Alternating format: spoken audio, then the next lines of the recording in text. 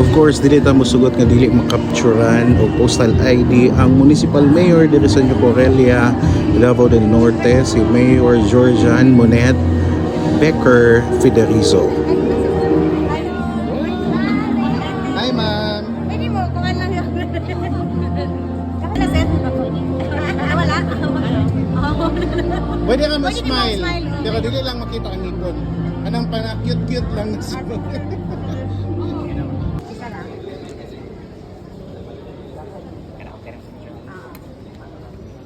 Hinak ko, ganahanlan mag-assist sa fingerprints. Kaya Pwede ka nang gunita. Ay, ganito. Kailangan mo. Hignan na ako sa ganina ba, matawagot ko.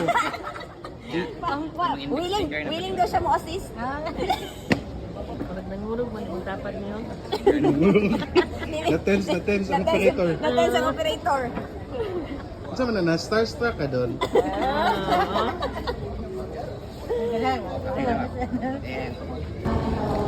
Hi ma'am, kumusta imuhang experience sa pagkuha og postal ID? So far, dali ra ang transaction diri sa New Corelia.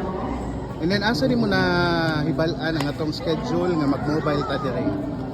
Sa Facebook post po, ano po, i-shared po sa amo ang barangay secretary po sa barangay Macmo.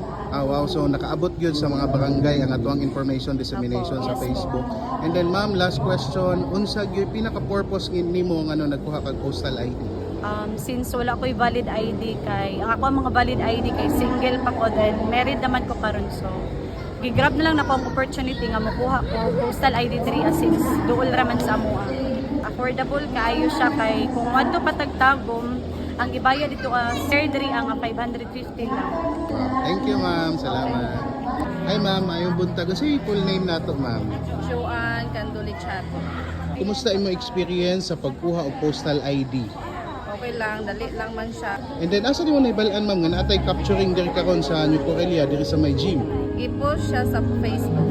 So nakuha nimo information via social media.